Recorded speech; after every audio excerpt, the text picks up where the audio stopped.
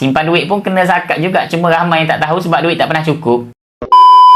Daripada Encik Naim, berbaloi ke simpan emas? Cukup 85 gram, kena bayar zakat harta. Simpan 5 tahun, 5 tahun kena bayar zakat. Uish, bahaya tu ayat tu. Sebenarnya orang Islam ni jangan takut pada zakat. Sebenarnya siapa-siapa yang niat nak jadi kaya, mereka jangan takut pada zakat. Zakat ni 2.5% je. Untuk satu fakta yang tuan-tuan kena faham, bukan kita simpan emas je kena bayar zakat ni. Kita simpan duit pun kena bayar zakat. Tahu tak kita simpan duit tu kena bayar zakat? Tapi kenapa kita tak bayar zakat? Sebab duit tak pernah cukup. Macam mana nak bayar zakat? Simpan emas, tiba-tiba cepat kena bayar zakat. Sebab apa? Sebab simpan emas ni simpanan susah untuk bocor. Jadi tuan-puan jangan cakap takut nak bayar zakat ni. Kita orang Islam ni, kita orang Islam kena percaya keberkatan harta yang kita ada. Tak miskin pun tuan-puan bayar zakat 2.5%. Malahan tuan-puan patut rasa bangga kalau tuan-puan berjaya bayar zakat. So bagi saya tuan-puan sangat berbaloi. Sebab apa? Sebab harta yang kita ada, kita bagi manfaat kepada masyarakat. Ni satu turning point tu kenapa saya obses simpan emas. Sebab mentor saya bagi tahu, dia cakap kalau nak jadi kaya, tuan-puan kena bayar zakat. Sebab apa? Sebab syarat jadi kaya, Allah dah tentukan orang yang kaya kena bayar zakat. Cukup syarat. Tapi kalau tuan-puan tak nak bayar zakat, sampai bila-bila tuan-puan tak termasuk dalam